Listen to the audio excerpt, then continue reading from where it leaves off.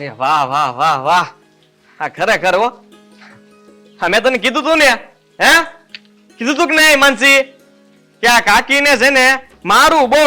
હા જો આ તૈયાર થાળી મારી હાટુ અહીંયા મોકલી, અને મોકલવી જ પડે ને. આ એકનો એક જમાય, મને નો હાસવે તો કોને હાસવે? હાચી વાત કે નહીં? હા સાચી વાત છે, પણ આ વાતે કેવા જમાય કે જમવાનું નોતરું દે તોય નો પતારે. આ બચાડી મારી બેન રાહ જોઈ જોઈને થાકી ગઈ, અને છેલ્લે મને થાળી લઈને મોકલી કે જા જમાઈને દેતી આય. આ બોલીને ફરતા ન હોય તો અલી એ કેવા હું માંગતો તું? સાંભળ મારી વાત. આ મારા ધણીને તો ને જમવા આવું જ તું, પણ મેં નો આવવા દીધા એને, કારણ કે મેં નક્કી કર્યું કે જ્યાં સુધી મારા દાદીએ દીધેલી વસ્તુ મારા હાથમાં પાછી નહીં આવે ને ત્યાં લગી મારો ઘરવાળો કે અમે કોઈ તમારા આંગણે પગ નહીં મૂકી. અને કહી દેશે તારી બેનને કે આ ખોટા વિવેક કરવાની કોઈ જરૂર નથી.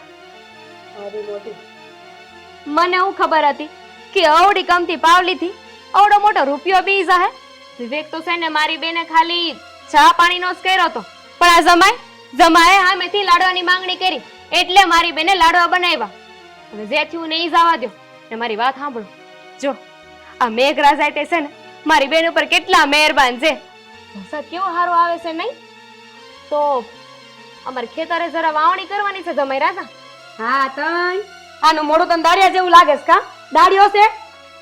સાંભળ મારી વાત. આ તારી બેનને ચોખ્ખા શબ્દોમાં કહી દેજે કે પેલા વાવણી થાય ને તો મારા બાપાના ખેતરમાં, અને પછી જો મારો ધણી નવરો થાય તો તમારે એને આવશે. બાકી તમને બે બેનુને આગેથી જય શ્રી કૃષ્ણ. હા તો લઈ લ્યો. ને તું એમ ન સમજતી કે મારી બેન છે ને એકલી છે. આ બેન એની હારે છે, સમજી ગઈ? હું પણ અહીંયા જ રોકાવાની છું. આ જમાઈ એમનું કામ કરે કે ન કરે, પણ આ એની બેન એનું કામ કરીને જ જાહે. જોઈશે આ વખતે કે કોના ખેતરમાં પેલા કોણ વાવણી કરે છે. હા